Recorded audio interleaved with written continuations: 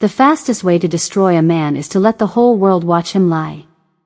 By 8:30 that morning, more than 200 people were already packed outside the Cook County Courthouse in downtown Chicago, pressed behind steel barricades while reporters shouted over one another and live stream cameras tracked every black SUV pulling up to the curb, because the Preston Hale divorce trial had become America's favorite public scandal overnight, and everyone thought they already knew how it would end.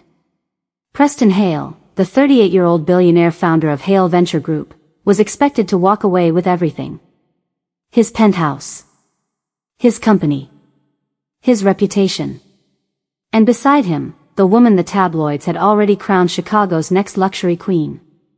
Vivian Mero stepped out first in a cream-colored designer coat that barely concealed her pregnant stomach while camera flashes exploded so rapidly the courthouse windows reflected white like lightning, and when Preston emerged behind her in a charcoal suit worth more than most people's rent payments, the crowd actually cheered. Some women screamed his name. Others held up phones to record the moment he wrapped one hand around Vivian's waist and smiled like a man who had already won. "Mr. Hale, is it true your wife refused to sign the settlement?" one reporter yelled. Preston adjusted his cufflinks without even looking toward the cameras. "I just want peace," he answered smoothly. For everyone. The statement was perfect. Calm. Controlled. Practiced. And the crowd loved it. Online comments flooded every live stream in seconds. "Poor Vivian. That bitter wife needs to let him go. He deserves happiness." Nobody noticed the woman standing nearly 40 feet away at the edge of the plaza until a cold gust of November wind lifted the ends of her dark wool coat. Talia Mercer had arrived alone. No security. No attorney beside her. No makeup team fixing her hair for the cameras. Just silence. She stood completely still near the courthouse stairs while the city wind moved around her, and unlike Vivian, who leaned into every flashing camera, Talia looked like she wanted none of them to see her at all. But what caught people's attention wasn't the sadness in her eyes. It was what she carried in her hands. A pale yellow baby blanket folded carefully against her chest. And beneath it, a sealed white envelope. One reporter frowned. "Wait," he muttered softly, zooming his camera closer. "Is that a DNA lab seal?" Suddenly, the energy outside the courthouse shifted. Preston finally noticed her standing there. For half a second, his confident smile disappeared. Vivian tightened her grip around his arm immediately. "Ignore her," she whispered, though tension had already crept into her voice. Talia slowly began walking toward the courthouse steps, her heels clicking against the stone with steady precision while reporters moved aside almost instinctively, because there was something unnervingly calm about her, something that made the shouting fade little by little until only the sounds of cameras and distant traffic remained. Then the impossible happened. The courthouse doors opened again. But this time, it wasn't another lawyer walking out. Judge Evelyn Carr herself stepped onto the front stairs. A judge never came outside before a hearing. Never. Reporters instantly turned their cameras toward her while murmurs swept through the crowd like a wave. "Why is the judge outside?" someone whispered.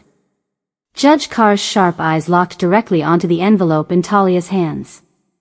"Mrs. Mercer," she said carefully, loud enough for nearby microphones to hear, "is that the documentation we discussed?" Talia nodded once. The entire plaza went silent. Even Preston looked confused now. "What documentation?" Vivian asked nervously, but nobody answered her. Talia walked up the final courthouse step and placed one hand over the baby blanket she carried so protectively against her chest. Her voice, when she finally spoke, was quiet enough that people leaned forward to hear it. "Your Honor," she said, "the child my husband destroyed our marriage for." She paused. Preston's face slowly drained of color. "May not belong to him at all." The silence outside the courthouse lasted less than 3 seconds before reporters exploded into chaos again. Questions came from every direction so fast they blurred together into noise. "Mrs. Mercer, are you saying the baby is not Preston Hale's? Did the Hale family fake the pregnancy story? Mr. Hale, did you know about these DNA results?" But Preston did not answer. He stood frozen near the courthouse entrance while Vivian's perfectly polished smile finally cracked around the edges. Her fingers tightened around his arm hard enough to wrinkle the sleeve of his suit. "Tell them she is lying," Vivian whispered under her breath. "Preston, say something." Yet Preston could not stop staring at the yellow baby blanket folded in Talia's hands. Because he recognized it instantly. Talia noticed the change in his expression immediately. For the first time all morning, her eyes met his directly. Not with anger. Not even sadness. Just exhaustion. The kind that only comes after loving someone longer than you should have. Judge Evelyn Carr motioned for everyone to move inside before the media frenzy became uncontrollable, but the damage had already begun. Live stream clips spread online within minutes. Millions of people replayed the moment Talia revealed the possibility that the unborn baby might not belong to Preston at all. Comment sections that had mocked her an hour earlier suddenly shifted tone. Wait. Did the mistress lie? That blanket means something. Why did Preston look terrified? Inside the courthouse security checkpoint, Vivian tried regaining control. She lifted her chin and forced a laugh that sounded too sharp in the marble hallway. "This is pathetic," she said loudly enough for nearby cameras to hear.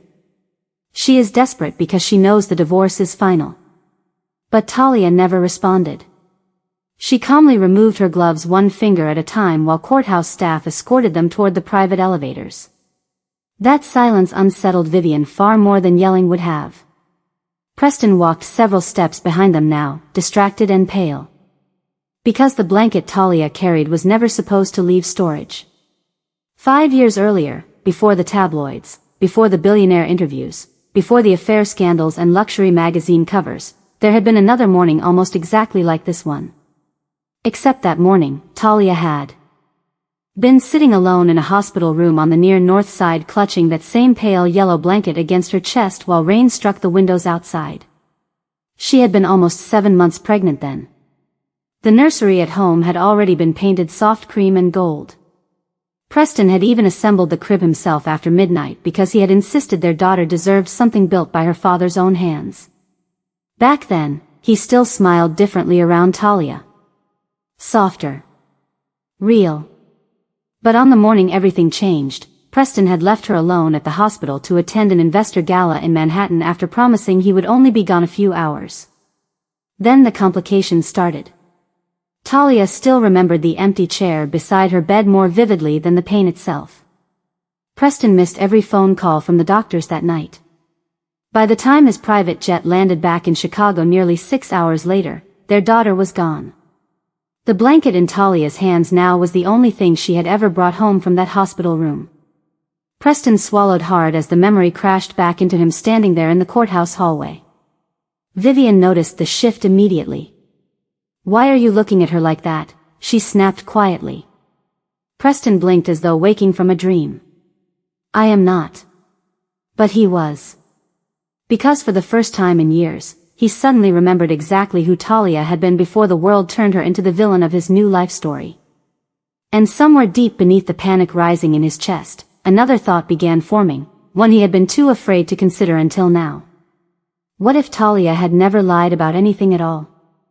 By the time everyone entered courtroom 14 on the 26th floor, the atmosphere no longer felt like a divorce hearing.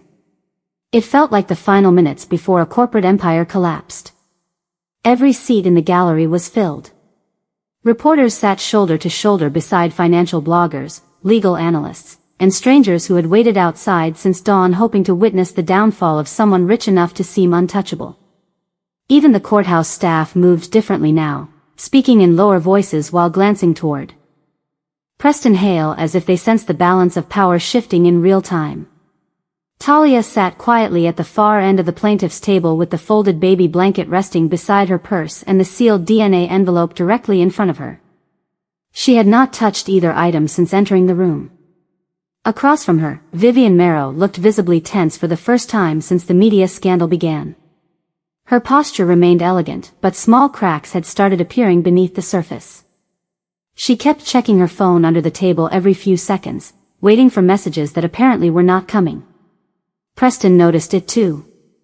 "Who keeps texting you?" he asked quietly. Vivian forced a quick smile. Publicists. Everyone is panicking online. But Preston did not fully believe her anymore. That was the problem with lies once they started breaking apart. Even harmless answers suddenly sounded suspicious. Judge Evelyn Carr entered precisely at 9:15 and the courtroom rose instantly. Her expression remained unreadable as she reviewed the files already stacked before her bench.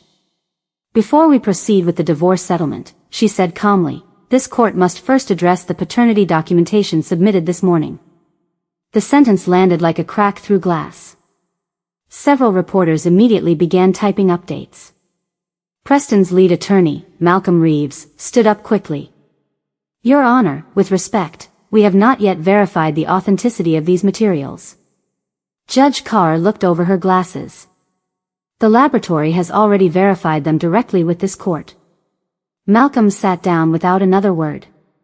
Preston slowly turned toward Vivian. You told me there was nothing to worry about. Vivian inhaled sharply. There is not. But her voice trembled this time.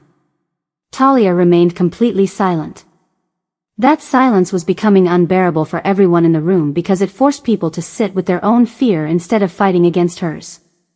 Judge Carr opened the envelope carefully while the entire courtroom watched.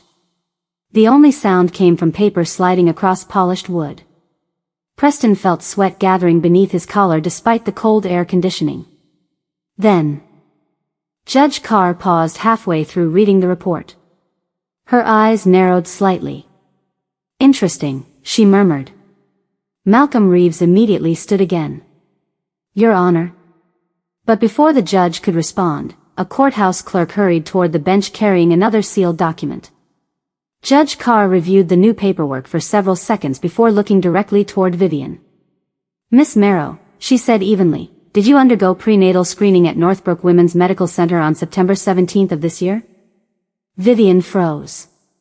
I do not remember the exact date. The clinic remembers, Judge Carr replied. A ripple spread across the courtroom. Preston stared at Vivian now with growing disbelief. Why would the judge know about your clinic records? Vivian's composure finally slipped. Because someone illegally accessed them, she snapped suddenly, turning toward Talia. You had no right to dig through my private medical information. Talia lifted her eyes slowly for the first time since entering the courtroom. I did not have to dig, she answered softly. Someone from the clinic came to me. The room fell silent again. Vivian's face lost color instantly. Preston noticed it immediately. That reaction terrified him more than the DNA report itself. Because innocent people got angry. Guilty people got scared. Judge Carr folded her hands together carefully. Miss Marrow, she continued, according to these records, the original prenatal test submitted to the Hale family office was not the complete report. Preston's heartbeat began pounding hard enough that he could hear it in his ears. What does that mean? He asked. Judge Carr looked directly at him now. It means, she said quietly, someone removed a name before these results were shown to you. The courtroom remained completely still after Judge Evelyn Carr revealed that a name had been removed from the original prenatal report. Nobody moved. Nobody even reached for their phones anymore. The silence felt heavier than shouting. Preston Hale stared at Vivian Marrow as though he had suddenly realized the woman beside him might be a stranger. Removed by who? He asked slowly. Vivian opened her mouth, but no. Words came out at first. That hesitation alone changed everything. Because until this moment, Preston had defended her automatically. Instinctively. But now doubt had entered the room, and doubt spread faster than truth ever could. Malcolm Reeves leaned toward Preston urgently. Do not react emotionally, he whispered. Let me handle this. But Preston barely heard him. His eyes stayed fixed on Vivian while memories started replaying differently in his mind. Every late-night business trip. Every tearful phone call. Every dramatic argument where Vivian insisted Talia was manipulating him. Suddenly those moments no longer fit together the same way. Judge Carr carefully set the prenatal report down on her bench. This court has confirmed that the original laboratory submission included a complete paternity probability profile, she explained calmly. However, the copy delivered to Mr. Hale's private office was altered before review. Gasps spread quietly through the gallery. Vivian shook her head immediately. That is not true. But her voice lacked conviction now. Talia finally reached into her purse and removed a second envelope. Smaller. Older. Worn slightly at the edges from being carried around too long. Preston recognized the handwriting on the front instantly. Northbrook Women's Medical Center. His stomach tightened. What is that? He asked quietly. Talia looked at the envelope for several seconds before answering. The truth you never wanted to hear. Her tone remained soft, but every word landed harder than anger would have. She slid the envelope across the table toward Judge Carr. 3 weeks ago, a nurse from Northbrook contacted me after seeing the divorce coverage online. She said she could not sleep anymore knowing what had been hidden. Vivian suddenly stood up so fast her chair scraped loudly against the courtroom floor. You cannot use stolen medical records in court. Judge Carr raised one hand immediately. Sit down, Miss Marrow. Vivian hesitated before lowering herself back into her seat, though panic had fully settled across her face now. Talia continued speaking without once raising her voice. The nurse told me the original report listed 2 potential paternal matches because the testing database flagged overlapping genetic markers. Preston frowned. 2. Talia nodded slowly. But only one name was removed before the report reached you. Preston turned toward Vivian again, confusion hardening into something colder. Who else was tested? Vivian's eyes filled instantly, but not with sadness. Fear. Raw fear. Malcolm Reeves stood once more. Your Honor, I strongly advise postponing these proceedings until additional verification can be completed. Judge Carr ignored him. Mrs. Mercer, she said carefully, are you claiming someone intentionally concealed the identity of another possible father? Talia's fingers tightened slightly around the baby blanket resting beside her. I am saying someone built an entire future on a lie. The words settled over the courtroom like ice. Preston leaned back slowly in his chair, struggling to breathe normally now. For months, the pregnancy had dominated every corner of his life. His mother had celebrated publicly. Investors had congratulated him at corporate dinners. Financial magazines had called the unborn baby the future heir to the Hale fortune. And through all of it, Talia had remained silent while the world blamed her for losing her marriage.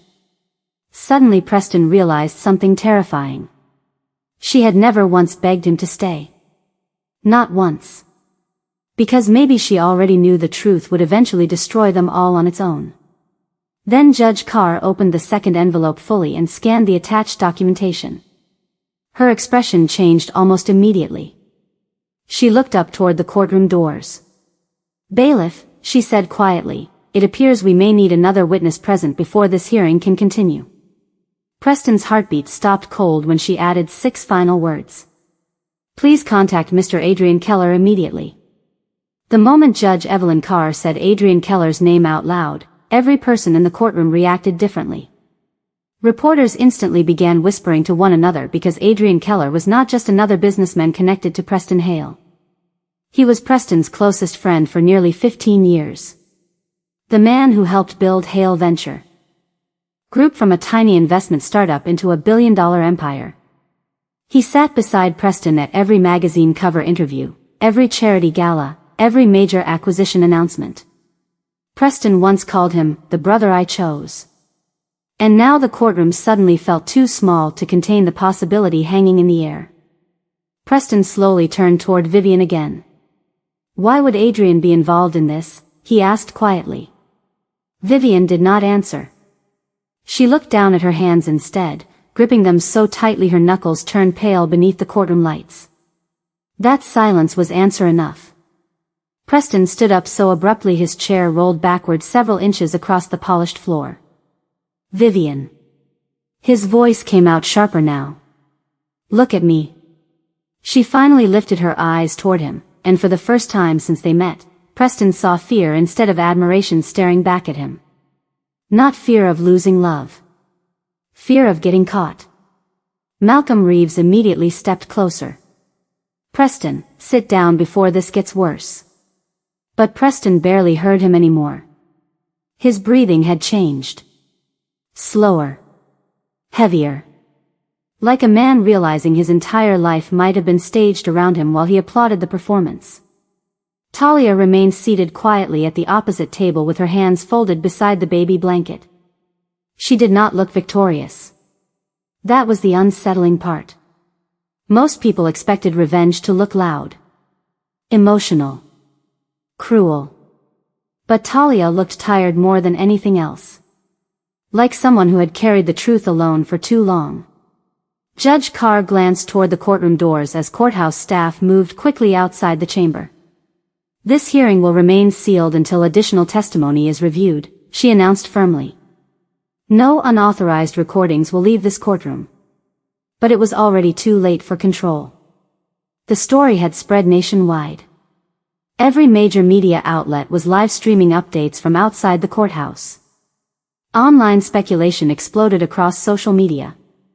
People replayed old photos of Preston, Vivian, and Adrian at luxury events, searching for signs nobody noticed before. One video from a yacht party nearly a year earlier suddenly went viral because Vivian appeared standing unusually close beside Adrian while Preston spoke to investors in the background completely unaware. Inside the courtroom, Preston looked physically ill now. "Tell me this is not real," he said quietly to Vivian. She swallowed hard before finally speaking. "I never meant for this to happen." The sentence hit harder than denial ever could have. Preston stared at her in disbelief. "How long?" Vivian's eyes filled instantly. "It was one mistake." Preston laughed once under his breath, but there was no humor in it. Only disbelief. "One mistake?" His voice dropped lower. "You let me destroy my marriage over one mistake?" Talia closed her eyes briefly after hearing those words because they arrived years too late. Judge Carr opened another document from the evidence packet and adjusted her glasses carefully. "There is another issue the court must address," she said. The room quieted immediately again. According to these records, Mr. Hale was informed months ago that the original paternity screening showed inconsistencies. Preston turned toward the judge sharply. "What?" Malcolm Reeves suddenly looked uncomfortable for the first time all morning. "Your Honor," he interrupted carefully, "I advise against discussing confidential corporate communications in open court." Talia slowly looked toward Preston. "You really do not remember, do you?" she asked softly. Preston frowned in confusion. "Remember what?" Talia reached into her purse one final time and removed a folded document Preston recognized instantly. The non-disclosure agreement he forced her to sign 6 months earlier. Except now there was a handwritten note attached to the last page in Malcolm Reeves' own handwriting. Preston felt his stomach drop before Talia even spoke the next sentence. "You knew the baby might not be yours," she said quietly. "And you still asked me to disappear anyway." For several seconds after Talia revealed the non-disclosure agreement, nobody inside courtroom 14 spoke at all. The sound of cameras clicking outside the sealed courtroom doors felt strangely distant now, almost unreal compared to the devastation settling across Preston Hale's face. He stared at the handwritten note attached to the final page as if his mind refused to process what his own eyes were seeing. Malcolm Reeves shifted uncomfortably beside him. "Preston," he said quietly, "there are details you do not fully understand." Preston slowly looked up from the document. "Then explain them." His voice had changed completely. Gone was the polished confidence that made investors trust him and television hosts admire him. Now he sounded like a man standing inside the ruins of something he had not realized was collapsing until it was already too late. Malcolm loosened his tie slightly before answering. 6 months ago, the preliminary paternity analysis came back inconclusive. Preston blinked once. Inconclusive. Malcolm nodded carefully. The lab recommended additional testing before any legal acknowledgement of paternity. Preston's breathing became heavier. "And you hid that from me?" Malcolm hesitated for one fatal second too long. We believed releasing uncertain information publicly could damage the company during the merger negotiations. The courtroom reacted immediately. Even Judge Carr looked disturbed now. Preston gave a short laugh under his breath, but it sounded broken. So while I was destroying my marriage in front of the entire country, he glanced toward Talia briefly before continuing. You were protecting stock prices. Malcolm lowered his eyes without answering. That silence confirmed everything. Vivian suddenly leaned forward desperately. It was not like that. Preston turned toward her slowly. Then tell me what it was like. Vivian's voice cracked immediately. I was scared. Talia remained silent at her table while Preston stared at Vivian like he had never truly seen her before. Scared of what? He asked quietly. Vivian wiped tears from beneath her eyes carefully, conscious of every person watching her. After the first test came back uncertain, Adrian told me not to say anything until the second report was finalized. The entire courtroom shifted again at Adrian Keller's name. Preston closed his eyes briefly. Adrian knew. Vivian nodded faintly. He said the timing would destroy the company if the media found out before the merger closed. Preston suddenly remembered dozens of late-night meetings Adrian insisted were necessary during the past few months. Emergency investor dinners. Confidential strategy calls. Trips Vivian somehow always knew about before he mentioned them. Tiny moments that seemed meaningless at the time now connected together into something ugly and deliberate. Judge Carr reviewed another page from the evidence file. According to these communications, she said carefully, Mr. Keller advised delaying all additional paternity testing until after the divorce settlement between Mr. Hale and Mrs. Mercer was finalized. Preston looked physically sick now. You used my divorce as damage control. Malcolm finally snapped back defensively. We were trying to protect everything you built. Preston's eyes hardened instantly. No, he said quietly. You were protecting yourselves. Across the room, Talia slowly unfolded the yellow baby blanket in her lap.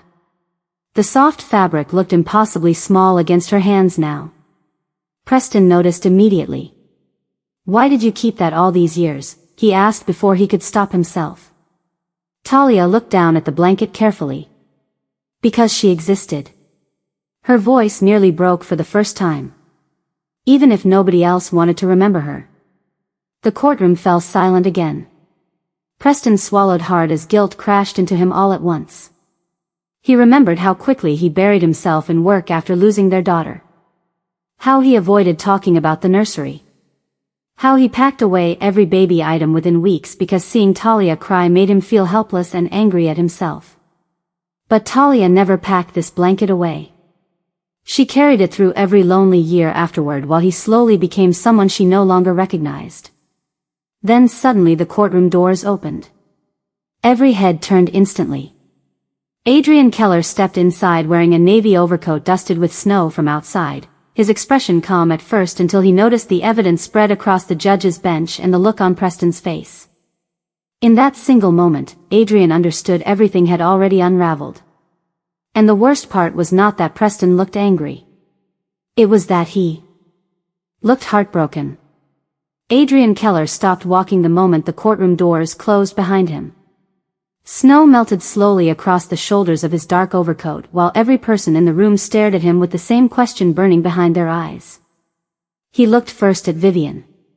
Then at Preston. Then finally at the evidence spread across Judge Evelyn Carr's bench. And in that tiny pause before he spoke, Preston realized something devastating. Adrian was not surprised. You should have called me before this escalated, Adrian said calmly, removing his gloves one finger at a time like he still believed he could manage the situation. Preston looked at him in disbelief. Escalated? His voice echoed sharply across the courtroom. You think this is a public relations problem? Adrian exhaled slowly. Preston, emotions are making this worse than it already is. Talia lowered her eyes quietly after hearing that sentence. Because for years, every painful thing in her marriage had eventually been reduced to timing, optics, shareholder confidence, or strategic messaging. Even grief had been treated like an inconvenience once it threatened the company image. Judge Carr folded her hands together carefully. "Mr. Keller," she said firmly, "did you advise Miss Marrow to conceal the full paternity report from Mr. Hale?" Adrian glanced briefly toward Vivian before answering. "I advised everyone involved to avoid releasing incomplete medical information publicly." "That is not what I asked," Judge Carr replied. Adrian's composure tightened slightly. Preston stood motionless beside his table now, staring at the man he once trusted more than anyone outside his marriage. Memories replayed rapidly in his mind. Adrian convincing him to move forward with the divorce immediately. Adrian insisting the scandal would pass faster if Talia signed quietly. Adrian repeatedly calling Talia unstable whenever Preston hesitated. Suddenly every conversation sounded different in retrospect. "Did you know there was another possible father?" Preston asked quietly. Adrian met his eyes directly. "Yes." The answer landed harder than shouting ever could have. Vivian immediately burst into tears beside them. "I never wanted this," she whispered desperately. "Everything got out of control." Preston looked at her slowly. "When?" She wiped at her face shakily. "It happened during the investor retreat in Napa last spring." Preston closed his eyes briefly because he remembered that trip perfectly. He had left early to fly back to Chicago after Talia called him crying on the anniversary of losing their daughter. Adrian and Vivian stayed behind another 2 days. At the time, Preston had actually thanked Adrian for taking care of company matters while he returned home to comfort his wife. The irony nearly made him sick now. "You were in my house," Preston said softly, staring at Adrian. "You sat at my dinner table." Adrian's expression finally shifted with discomfort. "It was not planned." Preston laughed bitterly under his breath. Nothing destroys a man faster than betrayal from people he defended. The courtroom fell silent again. Even the reporters stopped typing for several seconds. Talia remained quiet throughout all of it, gently tracing one corner of the yellow baby blanket with her fingertips. Judge Carr noticed immediately. "Mrs. Mercer," she asked carefully, "when did you first discover the truth?" Talia took a slow breath before answering. 3 months ago." Preston looked toward her sharply. 3 months? Talia nodded faintly. "The nurse contacted me after seeing Vivian interviewed on television about becoming part of the Hale family." Her eyes lowered briefly toward the blanket again. "She said she could not keep helping people rewrite reality." Adrian suddenly stepped forward. "This has gone far enough." Judge Carr's expression hardened immediately. "Actually, Mr. Keller, I believe we are only beginning." Then she lifted another document from the evidence file. "Because according to financial records submitted this morning, someone authorized nearly $2 million in confidential payments connected to suppressing these medical reports." Preston frowned instantly. "What payments?" Judge Carr looked directly at Adrian now. "Payments made through a Hale Venture subsidiary account under your direct authorization."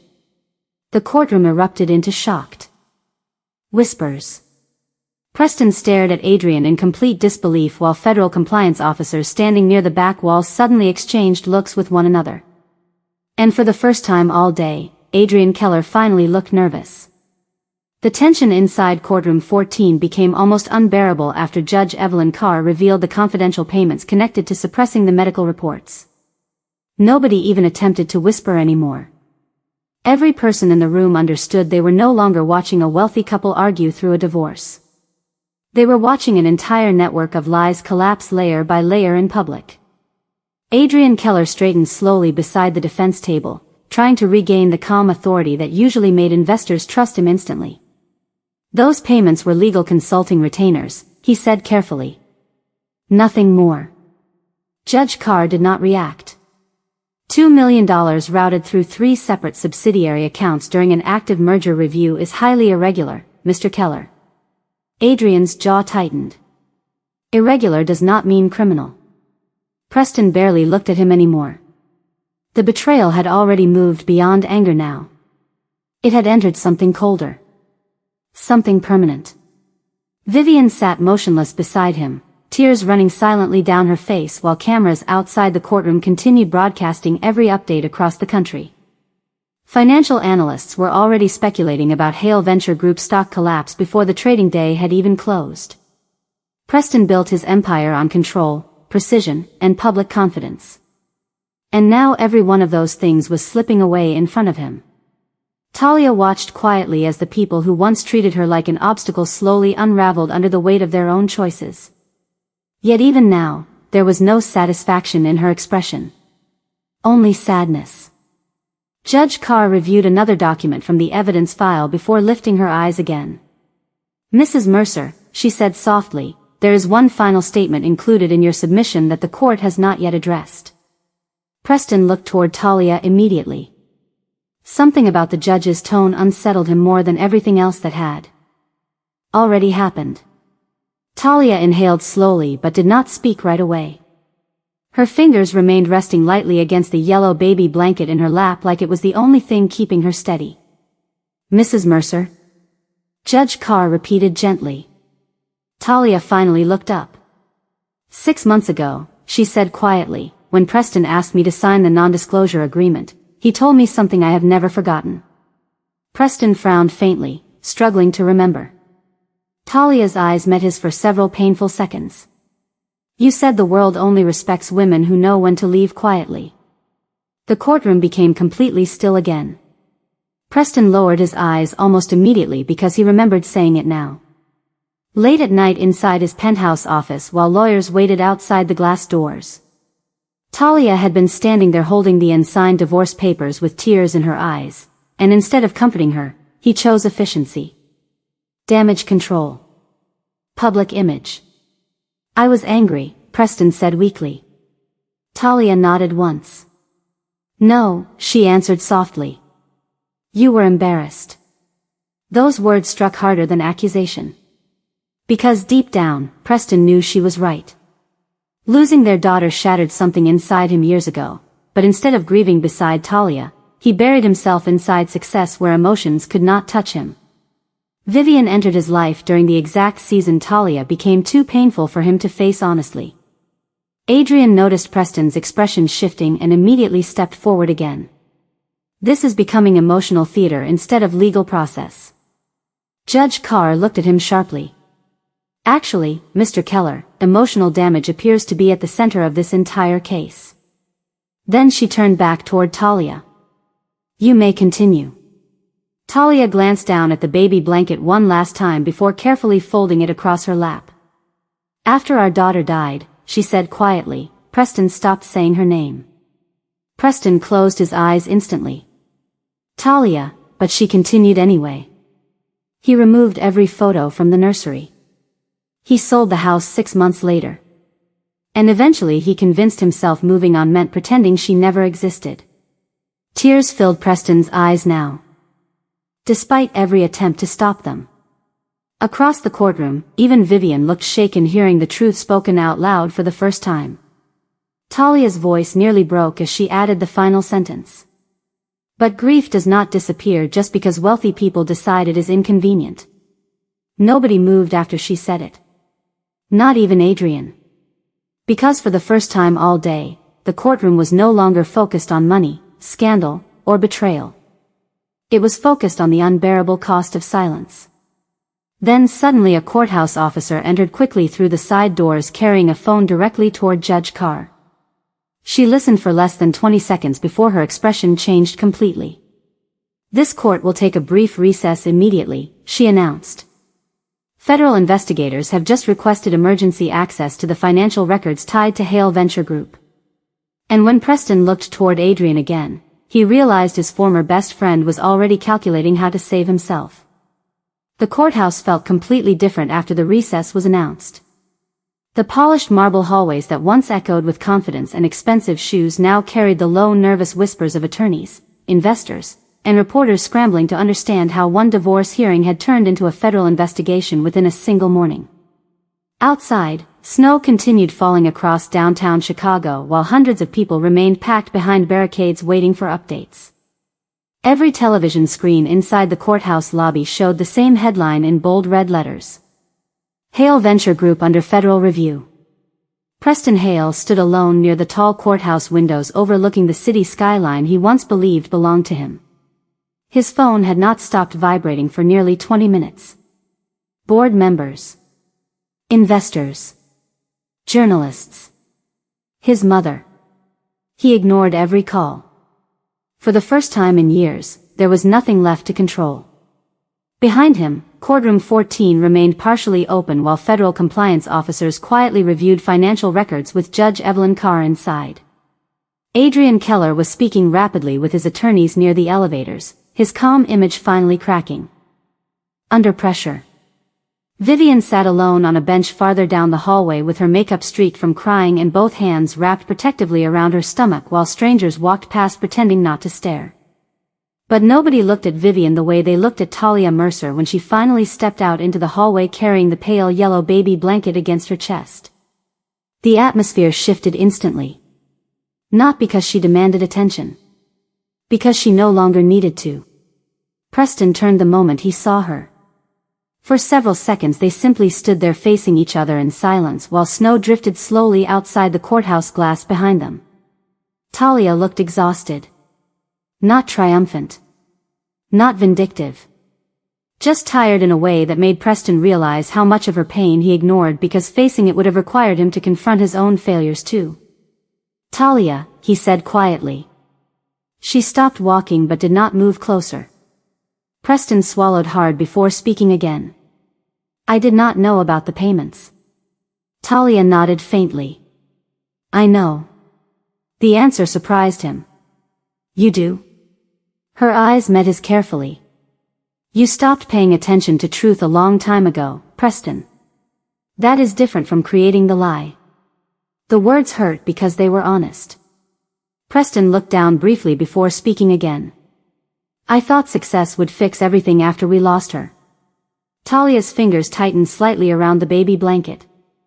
Success does not heal grief, she whispered.